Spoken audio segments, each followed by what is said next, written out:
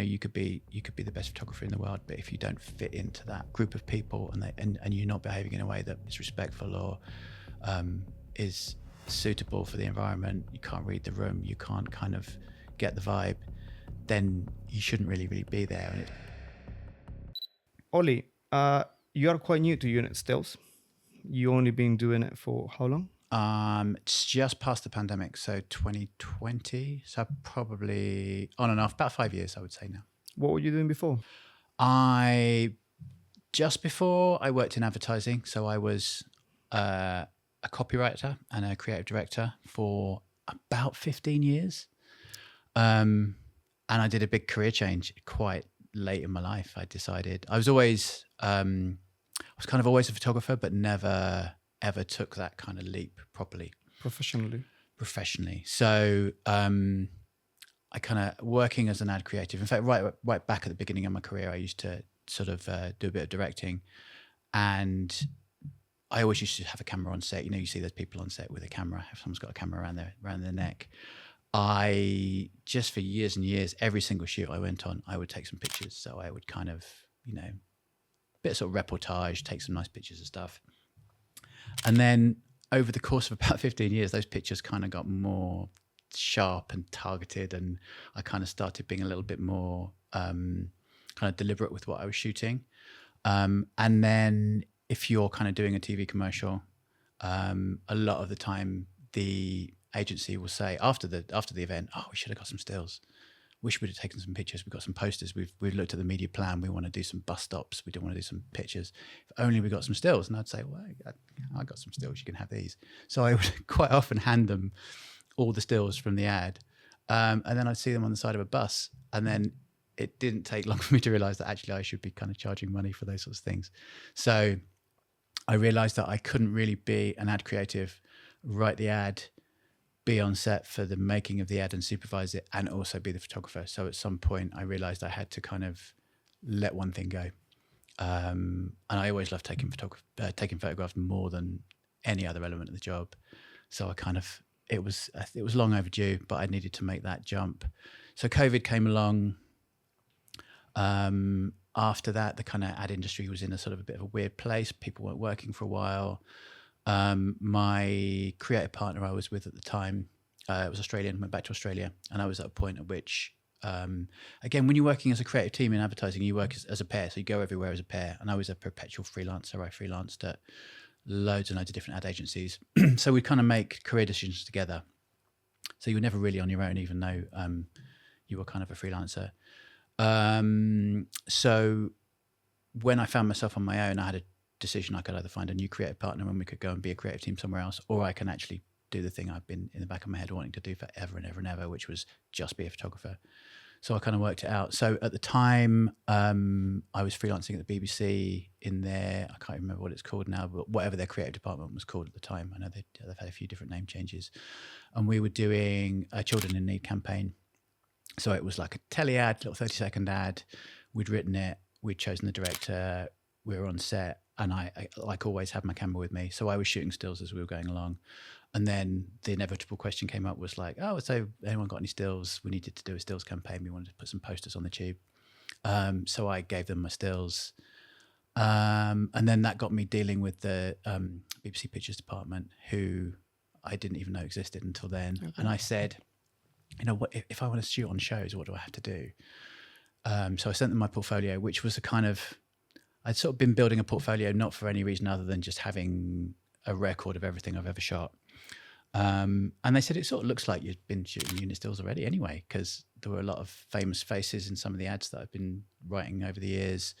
And they kind of look pretty legit. So they just said, I would just recommend you to some PR companies and productions and, go from there. And because I think we'd come out of COVID, loads of stuff had been out of production for a long, long time. And suddenly it was all go, go, go, go, go. So I think for a very brief period of time, they needed more photographers than were currently available. So I just suddenly got given gigs. So I got, what was my first job? My first job was... Here we go. Here we go. So that was called Pandemonium at the time. So the first the first series of that was about the pandemic. It was about people that a family were going to go on holiday, but they couldn't go on holiday because of the pandemic. So they stayed at home and had a bit of a staycation. So that was always called Pandemonium. And I think I shot the whole thing. Says 5 episodes here. I don't know. Yeah. So maybe Was it maybe I skipped one. I think Okay. maybe someone covered for a bit. But I just dived into that. And because I'd had the set etiquette thing from shooting on so many commercials. I'd made all my silly mistakes. I knew where to stand. I knew who not to annoy. I knew what everybody's roles were. And I kind of had that sort of understanding of how to kind of conduct myself on set. I kind of then just took a slight sideways step and kind of was doing the same thing I was doing on ads, but all of a sudden there's a cast and a crew and a kind of a... and again, it was a steep learning curve. I had to learn about eye lines for the first time on commercials. They're not as concerned about eye lines because, it's just the way they shoot is slightly kind of more, the people aren't delivering as emotional lines to camera. So I very quickly learned that where I shouldn't stand for eye lines. I kind of adjusted my behavior on set to sort of match that of a kind of a group of actors rather than just kind of somebody holding a box of cornflakes. What were those silly mistakes that you made on the marketing advertising? Oh, roles? just things like the stuff that's really obvious now that if you ever shoot, like don't stand between a light and anything that a light is pointing at, no matter how far away that light is, no matter where it is, if it's coming through a window. Have your head on a swivel, realize that the focus puller, if there's a camera on a dolly, the focus puller needs to see all those marks on the floor because they're pulling to those and they might not be able to see what the camera's seeing. So don't block their line of view. Like watch a rehearsal a few times, watch how far back and forth the boom op's moving and then work with them to find the place that's best to stand. All those sorts of things you kind of find out to your peril the wrong way first time around. But because they were on commercials and commercials are kind of sort of different in that, well, I was there in my capacity as the writer of the commercial. So I wasn't getting shouted at as much. People were sort of muttering under their breaths, but I kind of had a little bit more leeway. I got away with a little bit more because I was kind of in a slightly different role. I was just there to take pictures. Well, sorry, I wasn't there to take pictures. I was just kind of, that was a bit of a bonus. Supervising the shoot. Yeah. And I wasn't one of those creatives that ever sat in Video Village. I had just a fascination with everything that was going on. I really was like curious as to what do you do? What does that thing do? Why is that there? What does this thing do when this happens? So I always just like getting in amongst it. And that's kind of what drove me from wanting to kind of move into it. But during that time in marketing, did you work with another photographers when you were doing the marketing campaigns? Yeah, making ads. So we would hire directors, we would work with photographers, we'd choose like illustrators, animators. Part of being an ad creative was sort of you come up with an idea, you get that idea bought and over the line, the client buys into it, the creative director buys into it. And then when you get the green light, you then go and choose a director to work with or you choose a photographer. So if it's a food ad, you're choosing food photographers. If it's a car ad, you're choosing car photographers. If there's a celebrity in it, you're looking at celebrity photographers. So the kind of whole language of picking a photographer, working with them, meeting them, seeing their side of the whole process, how they present themselves, how they pitch themselves, all the way through to like which images we're going to use. So as someone agency side, knowing that when a photographer's shooting an image, I'm not going to use that, but I'm going to use that, and covering all the kind of different bases, shooting for things like headlines, leaving headroom for headlines, and kind of all those sort of things, which are just a sort of, quite natural if you're working in those sort of ad spaces. When I started doing that from the other side, I knew when I was working with ad agencies and creatives that that's what they were expecting. So I kind of had an eye for the images that I knew would be bought, which was it sort of helped. It kind of jumped a few steps forward for me. Did they work in the same as you have to do like NDAs with them and stuff like that? Or is it a more relaxed environment than everyone loves an NDA in that industry. Like you'd be working on a new, mobile phone or something, and they obviously everything's sort of super, super secret. So just to turn up to the brief, you get NDA'd and, you're putting stickers over the camera on your phone and you're kind of putting everything in a lockbox, and pretty much if you were working on a bit of, like a theatrical release or something where they're just desperate for stuff not to get leaked. You say you were taking pictures. You were using a 5D Mark II, you said, off camera. Yeah, at the time it would be a 5D Mark II. Yeah. And how do you deal with like shutter noise and stuff like this? I moved on to a 6D or a 7D after that because it had a quieter shutter, so it had like a quiet mode.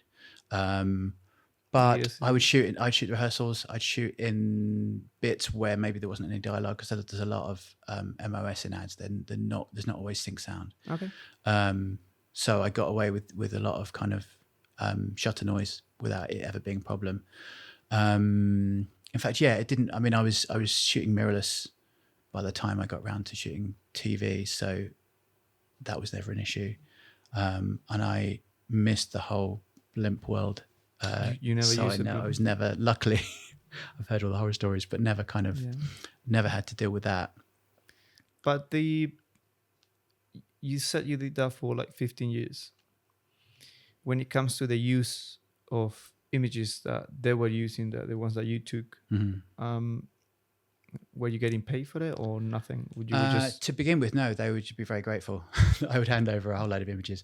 Where I was going with this is because you said that you were later on seeing your images on buses, sometimes they billboards would go and stuff like that. So how did that impact you?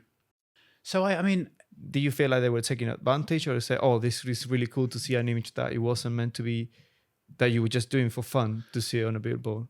I think because it was all very ad hoc. I mean, ad agencies are a little bit ad hoc. Everything happens last minute. Everything's a little bit, we hadn't thought of this, let's do that. There's a lot of just reacting rather than kind of planning. Mm-hmm. So I think had we got to the stage when they say we're going to hire a photographer and then instead say, oh, actually, we'll get you to do it. I would be thinking, well, firstly, I'm replacing a photographer who probably should be doing this. And secondly, if you're going to pay me to do it, I need to be finding out what that photographer would have got in order to pay me to do it. It was almost like the stuff I was shooting on set was I was kind of using it as a scrapbook to kind of remember the shoots I went on, because like we were going to some amazing places and shooting some really crazy things. So to start with, I was documenting my journey through all the different shoots. I always loved the shoots more than any other part of the job.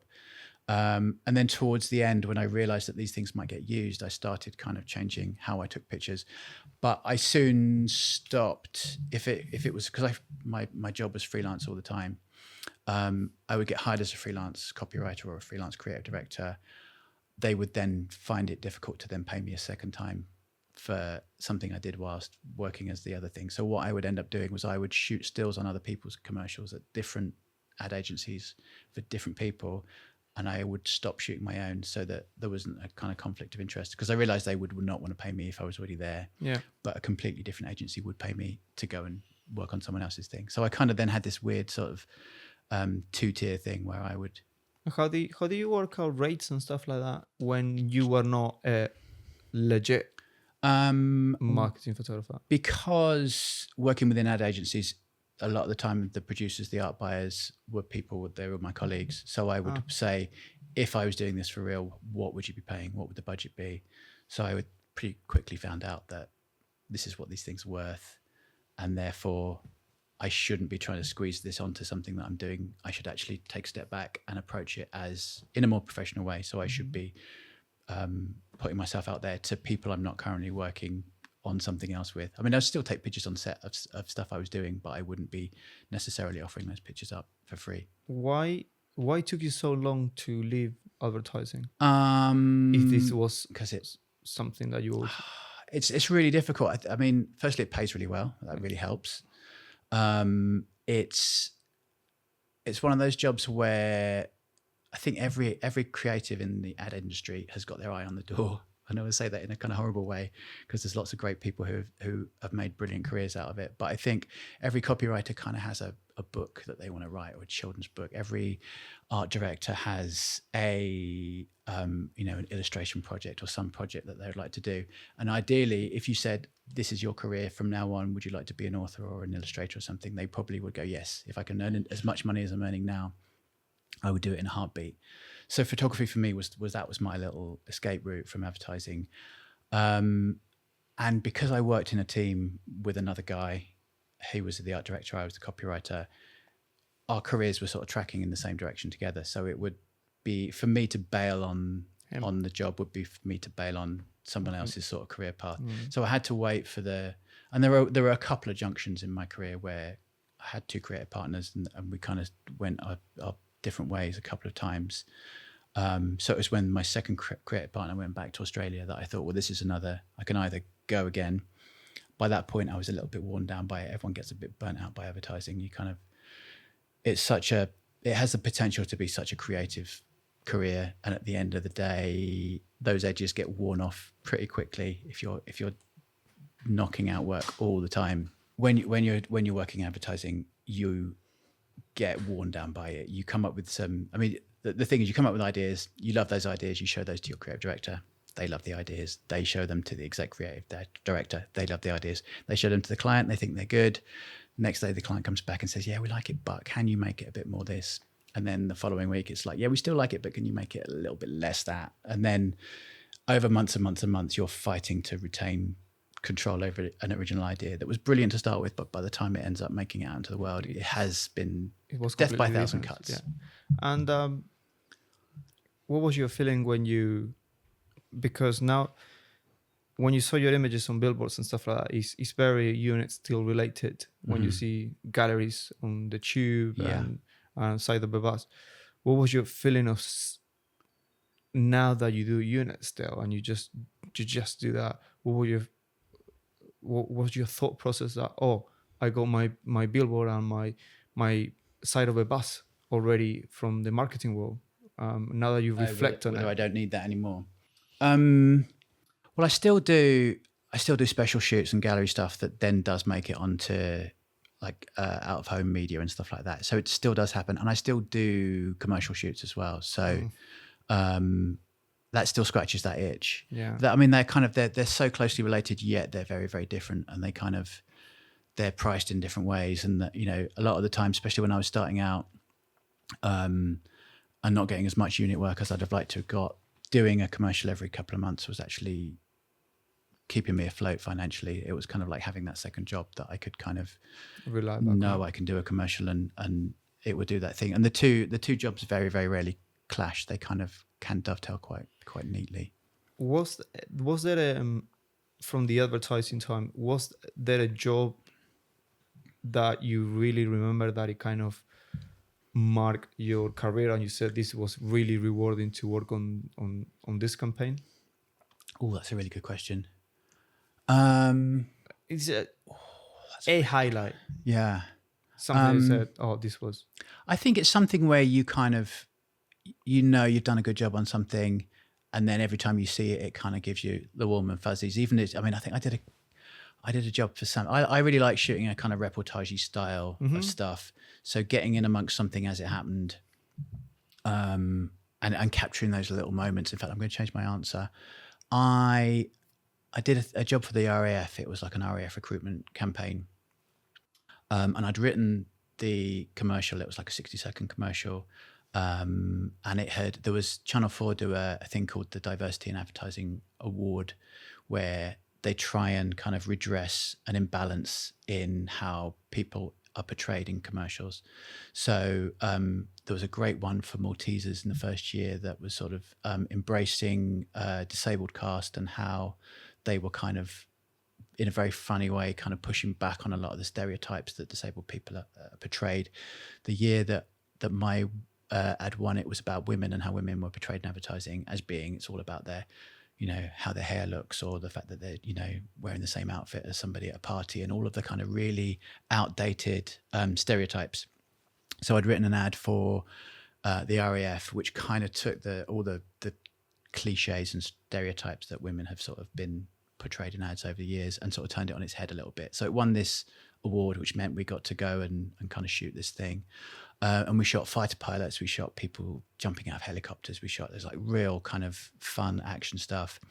And again, it was one of those ones where there's no way I'm going to not bring my camera and kind of just get stuck in. So my stills became very much part of the campaign, which was lovely. And they were just really fulfilling shots to take. They're all normal people. They're all real people. Nothing, even though they sort of set up exercises in which stuff happened, nothing was really that staged. It was all kind of them in the moment doing stuff, and I was getting in amongst it, getting muddy, running around with people, jumping in and out of helicopters. It was so much fun, and I think every time I see those shots again, it kind of takes me back to the moment of kind of, that was just such a good job. It was just brilliant fun. And I sometimes think that with both good and bad, actually, when you see a finished image. I did when I was an ad creative, I did a campaign, because I used to do sort of like ad campaigns for TV shows as well. So it kind of crossed over in a weird way. But I did an ad campaign for that featured a celebrity who was pretty horrible. Like a real kind of horror show on the day, was really mean to every single person on set. And the day was absolutely painful. And I was living in Kensal Rise at the time, and there was a big 48 sheet poster at the end of my road. And I remember opening my curtains and looking out and spying my own ad, which should normally be really thrilling. But I just saw this big face looking back at me and just thought, oh God, I wonder how long before they take it down. It's killing me.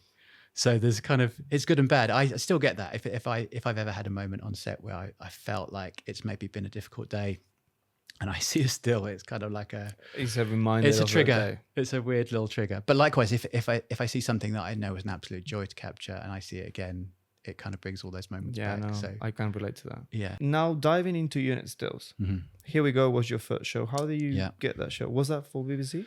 That was a BBC. So that again, so off the back of shooting Children in Need, the commercial, talking to BBC Pictures team, they were really receptive to sort of recommending me to different people. So I literally got a call, I think, within a week or two of speaking to the BBC Pictures team saying, I'd like to check your availability for a show.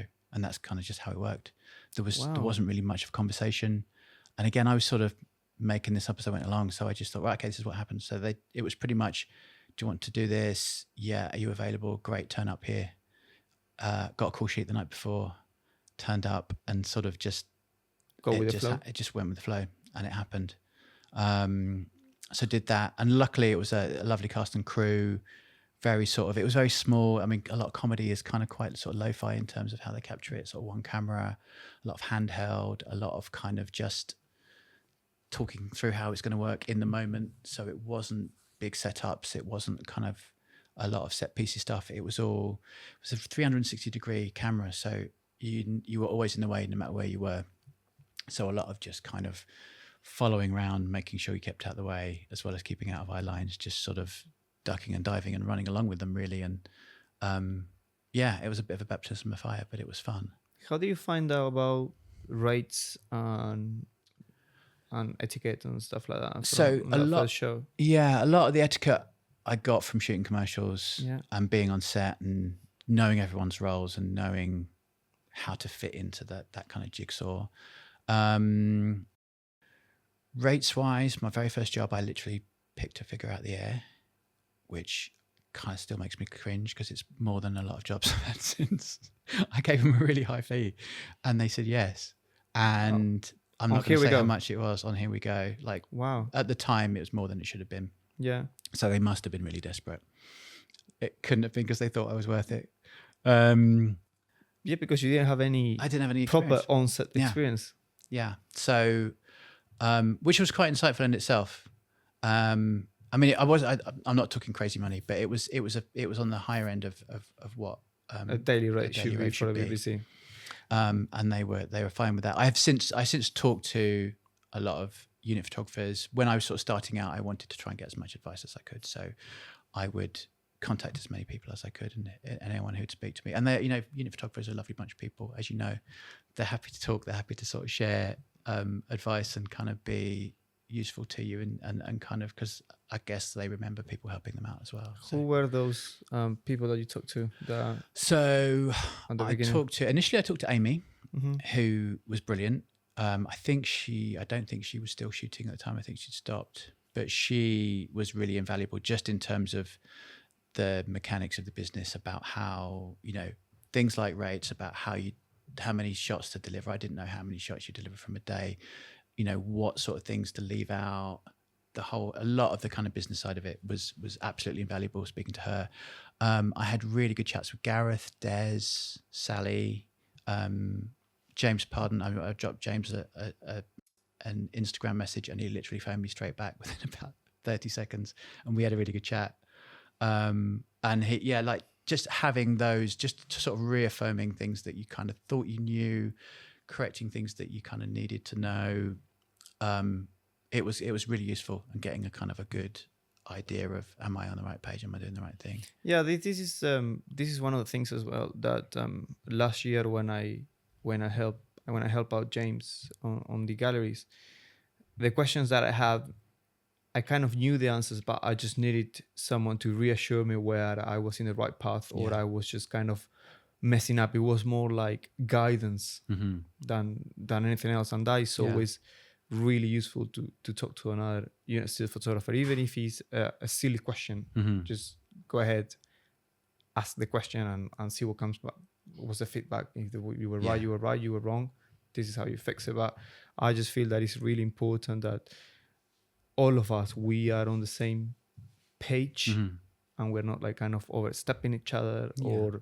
or charging less or charging more, and we don't steal jobs Yeah. from each other, sort of thing.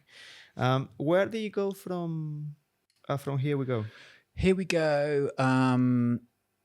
After that, I think it was Call the Midwife. I got called on to, I think it was the last episode I of got season 11. One episode on Killing Eve. So that came after. That came straight after. In fact, it was like the week after. So I literally Call the Midwife. After Call the in the Midwife. space of a few weeks, I got like 3 shows.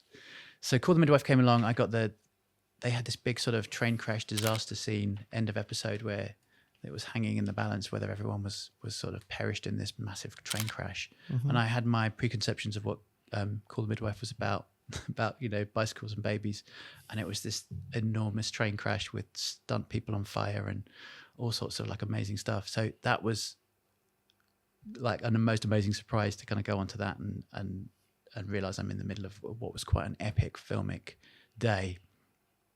That was at the very end of the series, so then I didn't get any more of that. But then Killing Eve came after that, and yeah, talk about feeling out of my depth. I think Killing Eve was an amazing show to shoot. Obviously, very, it looked amazing. There was stunts, there was Steadicam, there was like a whole host of moving parts that were kind of still, another element above what I had experienced just before. So I was incredibly lucky to get that. And I think I got that because they had been in, stasis whilst COVID was happening, and they started up, and I must have just got a really lucky break and got in when, everything was happening, and I got in again. And I very happily acknowledge I was, that was a show that was way beyond the experience I probably deserved at the time. But how was stepping into Call the Midwife with just one credit under your belt? Was it difficult?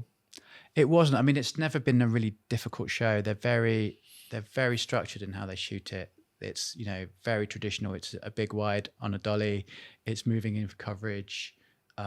It's almost like regular as clockwork how they operate. So you can kind of take a step back and you can watch how it's pieced together and just find where you step into those sorts of spaces. Cast and crew always been really, really welcoming and lovely on that. So it's one of the reasons why I kept going back year after year on that, just because you work on your own, you're a kind of solitary lone wolf. And when you can find a bit of camaraderie and a bit of kind of belonging on a set, that you go back year after year and the same people are kind of, a lot of the same people are back there. Especially moving from a job where I was always working in teams of people to working on my own, it kind of felt like an extra comfort for me to kind of to have a regularity of people and sort of familiar faces. So it felt good to step into it, and technically it was quite sort of an easy one to step into. According to your IMDb, you did 30 episodes between 2022 and 2026. That's kind of That's quite a lot of episodes. That's yeah. And it's not only that it's a lot of episodes, that was kind of a regular job for you, isn't it, over the years? Yeah, I mean, I kind of, thankfully they did keep coming back and asking me. And I thought at some point, either they'll stop asking or I'll be doing something completely different. But it's always fitted in with my schedule. Like I said, I always enjoy going back on set. So I'm always of the opinion that, if I can do something, then why not do it? And never sort of really, if I'd rather be out shooting something than kind of, maybe turning something down because I've done enough of it, or I don't think I put too much of it more on my portfolio because there was quite a lot of it on, so I'd have to like take stuff off to put stuff back on. And it's one of those shows that the imagery is so familiar that it's very hard to get stuff that sort of looks very different to what you've already shot. But it's a lovely show to shoot in its period, and the costumes, hair, makeup, the set design is all quite lovely, and it's the first period thing I shot. So yeah, it was just it's a really sort of interesting place to kind of to be curious and go around and take lots of pictures of, and kind of it always sort of delivers quite sort of interesting images.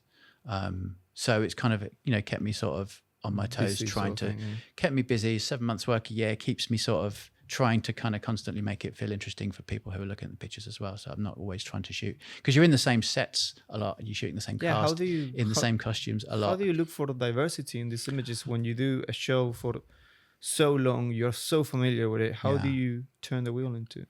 I mean, a lot of the time you just have to shoot what's in front of you. You don't really have a choice. But I think the familiarity sometimes frees you up, because you've probably got it during the rehearsals or the first take or the wides. So then you can kind of go back in and maybe try something different, use a lens you wouldn't normally use, try some technique that might just give you a slightly different kind of, sometimes it works, sometimes it doesn't. But I think it's having that, because it's so familiar, you then have the kind of extra time and space to kind of maybe try some the other freedom things. to try. Yeah, and a lot of the time it's a very mainstream BBC One show, so they're not going to ever get some kind of crazy experimental imagery out of it. But yeah, it's always just been a kind of a. Do you do any galleries or marketing for them outside unit? Not for Call the Midwife, I haven't. No, that's always been different photographers. Okay. So they have a few regulars they fall back on for some of the gallery stuff and the special stuff. When I look at the analytics at the end of each episode, I notice that 60% of the listeners who enjoy this podcast aren't actually subscribed. So here is my promise to you. If you subscribe today, I will continue to push myself to make every single episode better and bring you conversations with the best photographers of the film industry. Thank you for your support. And how were you feeling in the gaps in between Killing Eve, Call the Midwife? So very early on, because I freelanced in advertising, I knew a lot of producers, a lot of art buyers, a lot of kind of people. So I would still be trying to get on board some ad shoots and do those. And because they were almost easier jobs for me to get, because I'd been doing that for years, I ended up doing more of those to kind of fill those gaps, because I definitely wasn't shooting enough unit to start with to pay the bills. And I still do shoot commercial stuff in between, and as long as it doesn't really clash with stuff. So like if I'm on a show and it's a long running thing and I've been booked for a long time, I then sort of ease off the ads a bit, because I don't need to fill those gaps. So it's a really kind of good, it's like a second job really, but also involves being a photographer. How do you find the balance of, right, I got Call the Midwife for 7 months, so I don't have to worry about getting a payday for 7 months, but how do you jiggle when opportunities clash together with something that you don't want to miss out, and something that you have going on at the same time? So how do you balance that out then? I mean, it's really hard. You can only say yes once to something, and you can't then undo that. You can't suddenly unsay yes. So, I mean, early days I found it really, really difficult that there'd be a job that I had dangled that I really, really, really wanted to shoot, and then another job would come along and say, can we confirm you for next week? And I'd be thinking, I'm still waiting for this first job to confirm. I think they might, will they, won't they? If I hold off for too long, they might never come back, and I might lose both. So you just kind of weirdly holding your nerve and hoping that the one you really want to get comes in first. But I have been really lucky with just how things have scheduled. And I've had shows where I've done 2, sometimes 3 shows at once. And weirdly, all the days have just sort of slotted together. I've very rarely had like big chunks that I just haven't been able to do. So I've been really, really lucky sometimes with the scheduling of a couple of shows. Because this is one of the things that I think that everyone struggles with, is how do you schedule different jobs? Because of course, you have a job today, but maybe in a couple of months you're not gonna be on Call the Midwives anymore because Yeah. you only do 7 months a year. So the rest of the year you have to fill in the gaps with something else. Yeah. And even those days weren't full time. I mean, Call the Midwife is doing like 4 or 5 days an episode sometimes. So it's not like you're there, 5 days a week. It's not one of those big No, shows of where they course want not. you in all the time. So even those weren't like heavy scheduled days. So even between those, I was trying to fill, even when I knew I had that whole series, I was trying to fill all those other days. And then early on, you are, it's really difficult because you haven't got a huge network of people who you're calling upon to sort of, give you work. And what do you do in your case?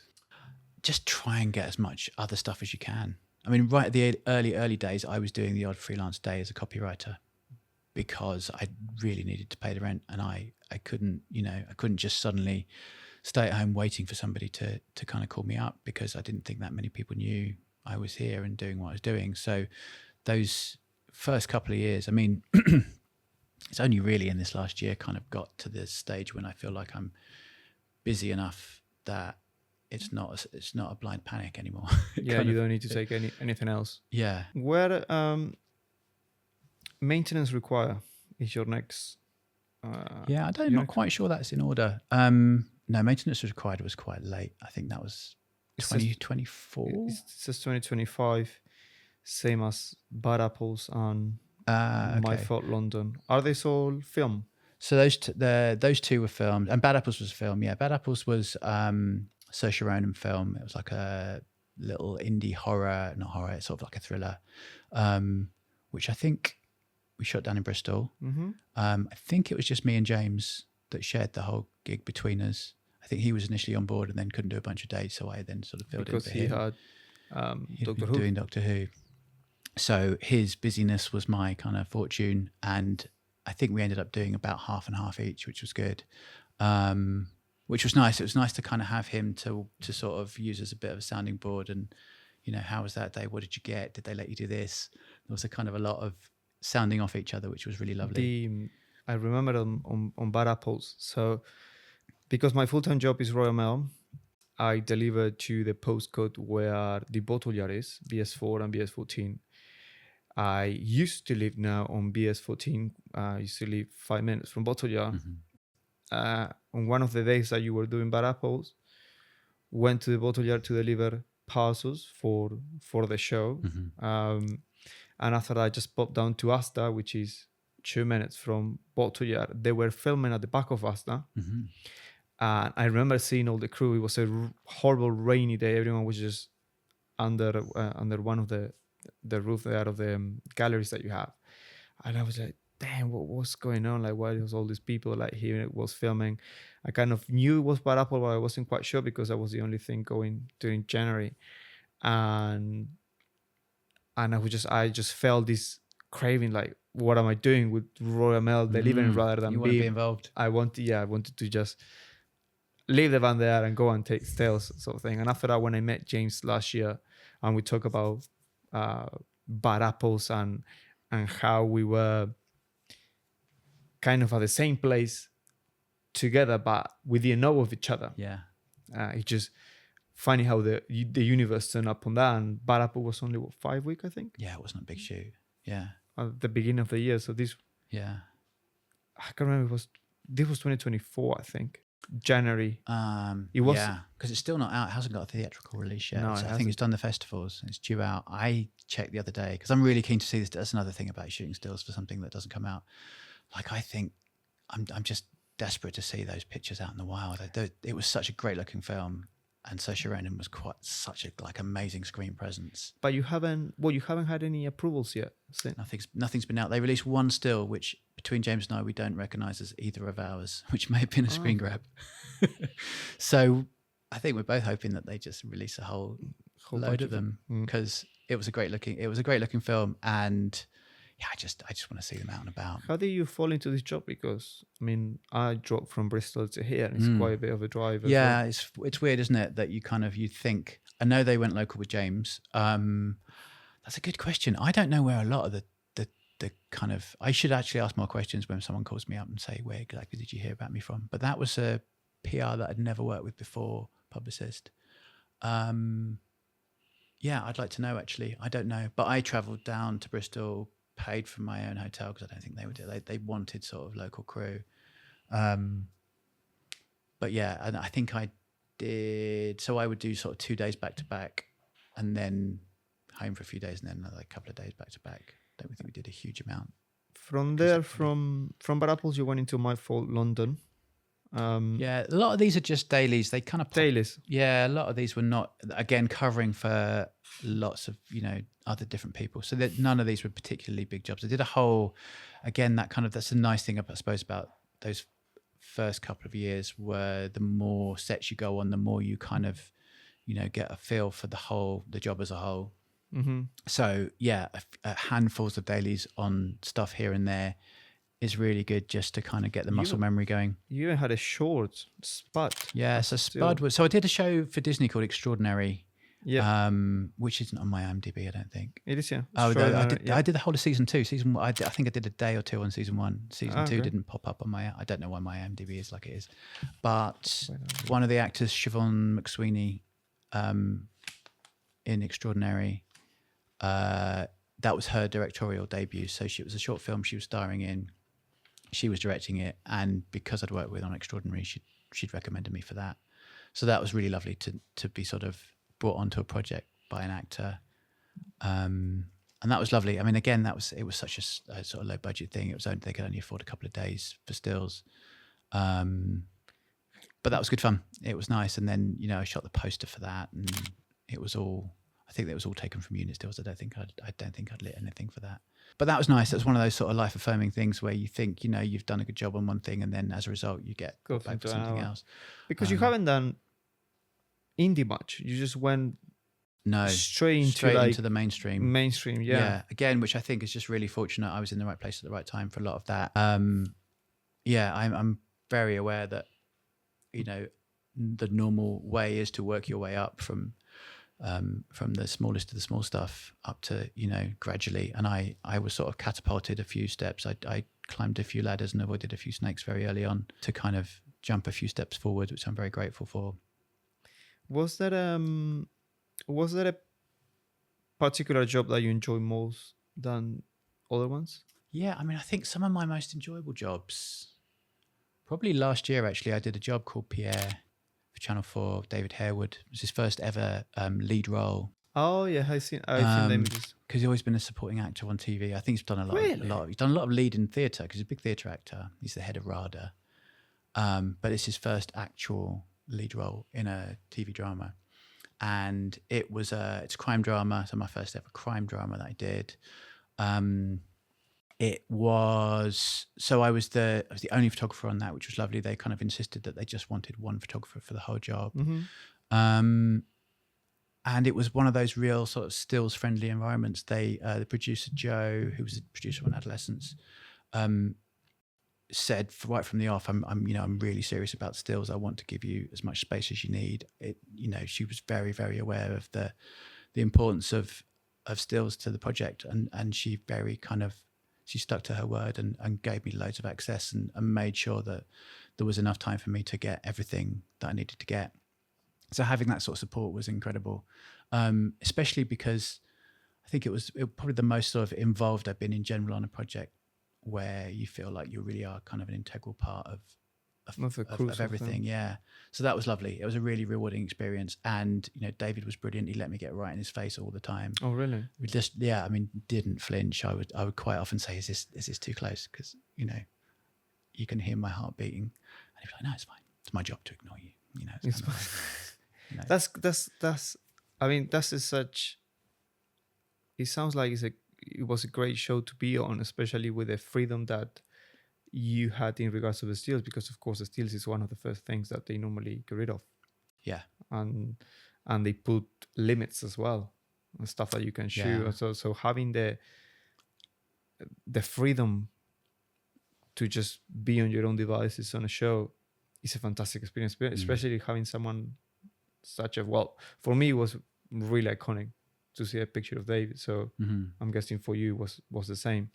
Do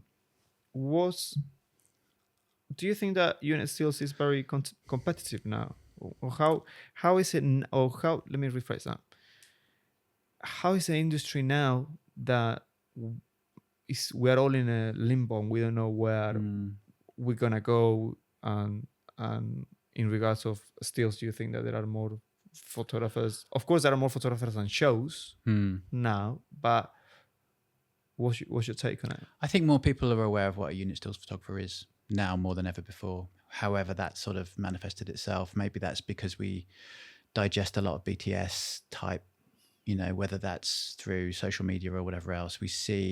I think people are really keen to see behind the scenes of stuff. They want to know how the stuff gets made. And I think the unit photographer is one of those roles who are kind of instrumental in sort of bringing the kind of what's behind the scenes to the forefront. And I think a lot of people, when they see stills from things, don't realize that actually is a photograph. They think that it's a screen grab, or they think that, it just magically appears. And it's one of those things when you explain to somebody what you do, you can see them going, oh, right, so okay, I didn't even realize that was a thing. Whereas I think more people are definitely aware. And I think things like the writer's strike, things like COVID, I guess, and if the work starts getting kind of fewer and the amount of people wanting that work get more, then you're going to have, more people experiencing tougher times. So it's an interesting one. In an ideal world, we would all have loads and loads of work and there'd be enough projects to keep us all busy. But you said that last year was kind of your first year where you didn't have to take on anything else apart from unit still. Where do you see yourself this year? Where do you think, in your experience from the last couple of years, where do you see yourself with unit stills? Do you think that it's getting better in regards of getting photographers on board for series, or getting series greenlit? And where do you see that? I think this year's feeling more positive and more like there's more happening. Everyone talks about how busy or how not busy they think things are going to get. And you hear rumors that rental houses are all completely out of cameras because so many shows are coming up, or all the studios are booked up till 2020 whatever. So I think you kind of hang on to those things and think, well, things are picking up and we're in a kind of we're moving towards a better, more kind of productive time. It's really hard to tell. I mean, it's one of those things that you can't control how much work is coming down the pipeline. You can only sort of really react to what's coming. It feels like I'm getting asked to do more jobs than I have been doing, but I then think I'm still on that trajectory to becoming more well-known amongst publicists and because producers. you're really close to the new studios in Reading, which are just drove by them today, and they're massive. Yeah. So they need to find a way to justify all that investment. So yeah, it's weird when I talk to other photographers and they said, oh, last year was quite quiet, we don't know what's going to happen this year. And in the other hand, people are investing in new studios. Yeah. And you'd like to think they know what they're doing. You'd like to think that's because there's, might see like 2 years, 3 years ahead in regards of shows and stuff. Yeah. No, I mean, I think you've got to be a bit of an optimist in this job. You've got to hope that there's going to be more work coming down the line. How do you feel in your creativity brain during the quiet times like January, February and stuff like that? I mean, everybody hates January. I mean, not only is January quiet, but you've also got to pay all of your tax and your VAT and all that kind of stuff. All then happens at the same time. It's, I mean, I think treating January as a time to sort of reevaluate what you're doing. Am I approaching these things the right way? Am I doing as much as I should be doing in all the right places? It's using the time that you've got when you've got downtime, and not sort of sitting there waiting and staring at the phone hoping it'll ring. It's kind of, I mean, the sort of weird relationship we must have with downtime, because you're not always working. So when you have a really busy stint, I sometimes can't wait to stop, and then as soon as I stop, I can't wait to start again, because I think it could be a bit longer than I'd planned to stop for. So it's a funny one. Like if we took all of our the beginning of last year, first 3-4 months of the year were absolutely deadly quiet. Really, really quiet. Yes, last year it took a while to pick up, isn't it? Yeah, like a worrying amount of time. Yeah, and then the kind of the rest of the year was just chocker, absolutely chocker, and didn't really stop. And I couldn't wait to stop for Christmas, which I don't think I've said for a while, that I can't wait to stop. Just needed, putting in lots and lots of hours and traveling around a lot. Just wanting to slow down and stop was actually quite refreshing, because it meant that I'd actually had a good chunk of time. I was doing a lot of commercials in that time as well. So again, if I can squeeze something in, I will do, because How do you, apart from reflecting on things, how do you calm that nerve of not knowing what's gonna come your way during the quiet times? That's a good question. I mean, I think you got to have faith that something's going to come along. I mean, when I freelanced as an ad creative for years and years and years, there was always more work than there were people to do the work. So you were always in demand. So it just felt quite breezy to be sort of like, I've not got any work, but I know within a couple of days something probably will come along. Mm-hmm. And it was quite an adjustment, especially starting out. Not only is the kind of industry was the industry sort of, it was bouncing back from COVID, but there were definitely some quiet points, especially things like the writer's strike and stuff like that, where you think, well, this is now out of my control. There's nothing I can physically do today to make work happen. So therefore I just got to sit back and enjoy it and try and, spend some time with my family and do positive things that I know I'm probably going to wish I could do when I get really busy again. Yeah. Do you do any type of photography apart from Not really, no.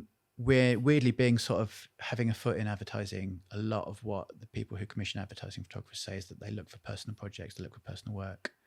And I am constantly telling myself I've got to try and shoot more. I have ideas, projects I'd like to start and do, and go and visit people and kind of like do, especially sort of documentary style stuff. I do love bits of reportage.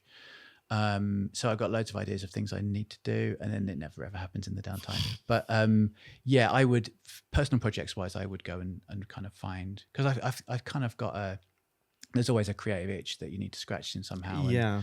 And, unit stills goes a hell of a long way in scratching that. Like I still have a fascination when I step onto set about the scale of it and how everything looks, and the fact that all of the people's amazing diversity of jobs and skills all come together just to kind of concentrate in this tiny little place, and everything around it. And I still find that fascinating. And I think I got an idea for a little personal project that kind of revolves around a lot of the people who, maybe are a little bit more unsung in that kind of,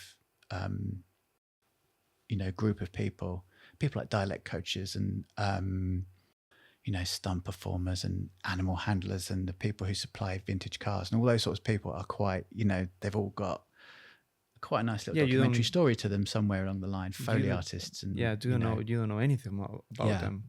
So that's a little kind of project I'd like to kind of really, dive really into, and just go and spend time with people, chat to them, take the portrait, do a little bit of sort of documentary photography of them doing what they do, and then for no other reason than just having a nice personal project that can tick over. And I'm in the right place to do it, because I'm amongst these people all the time. So just got to get off my ass and do it, really. What's your take on AI now that we talk about the strikes and stuff? Do you think that is affecting the unit steel world? I mean, I think AI is causing a lot of people to worry. Mm-hmm. Hopefully it's unjustified. I tend to bury my head in the sand. I don't like reading too much about it because it is quite apocalyptic. I try and, if someone shares an article that says AI is a bubble, it's just like the metaverse or like, NFTs. It's unsustainable. The model's going to collapse, and it's, we'll all look back and go, do you remember that time AI was going to come and get us all, and where's it gone now? Like you can find those reassuring articles that say, it's not sustainable. But no, I mean, I don't want, this whole chat could turn into a rant against AI. I think it's incredibly dangerous. I think it's the whole system is based on stolen goods. It's a fake Rolex that's been stolen, and you're pretending it's real. It's the whole world's collective creativity has been ransacked and repackaged and sold back to people, and they don't own it. They're selling something that they don't own, and it's wide scale theft because in every respect. But in the other hand, you get editing software that they're using AI. Yeah, and it's a great tool. Yeah, it's difficult to unpick. Just the things simple as the denoise tool in denoise, removing Lightroom, stuff, yeah. removing a boom. Yeah. You see, I think there's a distinction between useful AI, which you could argue that as a photographer, things like that are really useful, to someone asking ChatGPT what to have for lunch, and you think the environmental impact of the sort of flippant use of AI to generate slop, to find me a pair of shoes, to do all that kind of stuff. I think as a population, we need to kind of look a little bit more closely about how those things are impacting the planet, and how the only reason AI exists is to save some very, very rich corporations money on hiring real people. And the way it's been used in photography and all of the arts is a shop window to get people used to the fact that this is coming and it's going to be in our lives. If they opened the argument for AI with, you're going to lose your job, you're going to lose your job, you're never going to get a job because you're not in the market yet, and you'll probably be getting a universal basic income if you're lucky. We'd all be running around, like our hair was on fire. But are you concerned about AI affecting unit stills as a job? Potentially. I'm a bit of a hopeless optimist, so I think that if someone doesn't intervene, if from a copyright point of view there isn't an intervention in that, you can't use the work that's been stolen to sell as stuff to act. I mean, if you're there in a room with an actor and they're giving an amazing performance and you've captured that performance, why the hell do you want to kind of fake it? Like, yeah, but you couldn't fake it anyway. No, because you capturing something that is happening in real time. Yeah, but the whole of just photography as a thing, as one of the creative arts, like it's all made by humans, it's captured by humans, it's created by humans. Why do we need to? I don't want to read a poem written by a robot. Robot's never had his heart broken. Mm-hmm. Robot's never felt the sun on his face. It's like the whole thing is built on such a crooked premise. I think the only hope is for everybody to reject it. A bit like people have rejected, digital music and gone back to vinyl. I think we need to rely on the population saying, well, hang on, do we need this? We didn't ask for this. Mm-hmm. This is only here to make very, very rich people even richer at our expense. I think we need to kind of swerve it as much as we can. Stepping out from AI, is there any big lessons that you learned on set that you said, oh, I'm not going to make this mistake again, apart from eyeline? Yeah, I mean, there's a lot of little things. I think things like coming to set prepared, coming to work knowing that when you take your camera out the bag, it's set up the way it should be. You've not left it on some setting that you were using at home to test something out. You've not left your kind of noisy shutter on. In every respect from what you do is to be prepared, professional, to know what you're doing inside out and upside down. And, it's kind of probably just the basics to not let your guard down, be sloppy. Don't always come prepared and be as professional as possible, because there's nothing worse than jumping on set and realizing you're hitting the button and nothing's happening because your dials have got messed up in your bag or something. It's kind of, it's a very basic thing. But is there any key advice you could give someone that is starting out as a unit stills? I mean, it's a tough one because it's such a long, slow way in, and it is it's a very, very slow burn. But I think it's all about relationships and people, and being somebody that other people want to be around on set. You could be the best photographer in the world, but if you don't fit into that group of people and you're not behaving in a way that is respectful or is suitable for the environment, you can't read the room, you can't kind of get the vibe, then you shouldn't really be there. And it's one of those, it's a learning process that takes a long time, and it's very hard. I don't think you can sort of teach it. It just happens from being amongst, in and amongst the environment, and kind of learning how to conduct yourself amongst it all. But it's, film sets are really interesting, brilliant, wonderful places to be, and kind of having a fascination and an appreciation for what you're doing will kind of, I think, reflect in your work. If you love being there and you have a respect for what's being shot, and you want to kind of, like, there's nothing better than seeing a moment happen in front of you and know that you've where you happen to be standing at the time is a unique perspective, and that picture might then gain sort of provenance in the world as an accurate moment that you've captured from something that was just like a tiny little fraction of a second of magic that happened. That's a really exciting thing that motivates you every day, and it's sort of that's something that you kind of arrive at. I'm having 100% done a long agree journey. when those kind of moment happens to you that you say, oh, this is a great picture, and after that it gets used and it's even more rewarding. Yeah. And is there anything that you could have done different reflecting back? I probably should have started sooner. I think knowing what I know now, and I think whenever I did a big career change quite late in life, and I'm very grateful that I could do it, and I was in a position to do it, and I've now got to a stage when I'm kind of back up to speed, and it feels like the career that I should have been doing all along. It would have been great to sort of have jumped in 5 or 10 years earlier and be in a very different place now. And what camera systems are you using now? I'm shooting Sony. I've got a couple of Sony A1s, which are just kind of great for unit work. They're brilliant in low light. They've still got quite a fast frame rate if you're going to shoot action. Yeah, they're brilliant. They're solid. They're reliable. Ergonomically, they're a bit weird. I used to shoot Canon back in the day, and they just fit in your hand really nicely. And fits better. Sony's like a Rubik's Cube. The ergonomics all over the shop. So I have mine in cages because I've got really big hands. So I've got a couple of small rig cages which kind of add a little bit more contour to the outside of the. Plus, I'm quite clumsy. I bash my cameras around a lot, carry them on like a spider belt. So if you go through a doorway, you end up smashing both of them at the same time. So camera cages and that sort of helps them. Is there a favorite focal length that you like most? I love a 50. I've got that 51.2 GM. It's just such a gorgeous lens. I quite like a 35 as well, the 35 1.4. Definitely primes. I mean, obviously, so much of what we shoot is in low light. Yeah, nowadays, And I just have to kind of remind myself not to shoot everything on prime sometimes, because you kind of want to mix it up a little bit. And shooting everything at f1.2, sometimes you realize you've actually got to see a bit of background every now and then. Especially when you're like, I don't know, call the mid-white set, which are you need to show the set off. Yeah, you need to show the set as well. Yeah.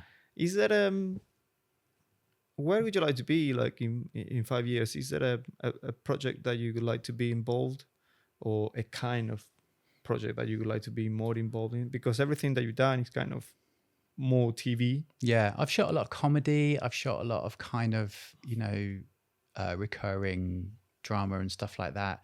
I'd love to do more high-end TV. I'd love to do more film. I'd love to do some film. I've very, very briefly dipped my toe into film.